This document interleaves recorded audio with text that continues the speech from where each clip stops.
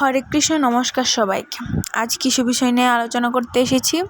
First of all, recently কোটা আন্দোলন হয়েছে, অনেকে মারা গেছে, তাদের আত্মার শান্তি কামনা করে এবং তাদের হঠাৎ তীব্র নিন্দা জানিয়ে আমি আজকে কথাটা বলতে এসেছি।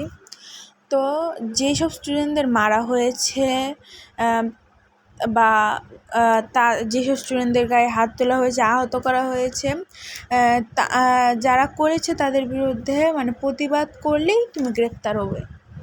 এখন বাঙালি কিন্তু কোনোদিন গ্রেফতারতাকে ভয় পায় না, সেটা আমি বলে রাখছি এইসব। আর এছাড়াও আমার সেকেন্ড অফ অল কথা হচ্ছে, আমরা নিরাপদ মুক্তিযুদ্ধে আমরা যে মানুষ, আমরা নিরাপত্তা কোথায়? যেখানে 4 বছর থেকে 4 বছর একটা শিশু তার বাড়ির বারান্দায় মারা যাচ্ছে, যে 6 বছর একটি শিশু রিয়া, সে ছাদে মারা যাচ্ছে। এটা কি একটা সাধারণ সার্বভৌম রাষ্ট্রে এসব ঘটে? আমাদের নিরাপত্তা কোথায়? 1971 সালে তো মানুষ নিরাপদ বলতো, আমি আমার ঘরে নিরাপদ বলতে পারতো, কিন্তু আমি স্বাধীনতার 53 বছর পরেও বলতে পারছি না যে আমি আমার বাড়িতে নিরাপদ। কখন আমাকে গুলি করা হবে আমি জানি না, কারণ আমার থেকে অনেক ছোট অনেকে মারা গেছে। তো আমার কথাটা হচ্ছে, আমার স্বাধীনতাটা কোথায়?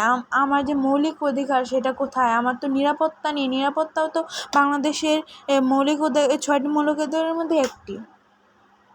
আমার মৌলিক অধিকার কোথায়? তো আজকে আমি তীব্র প্রতিবাদ জানিয়ে এই প্রতিবাদী রং বর্তমানে লাল।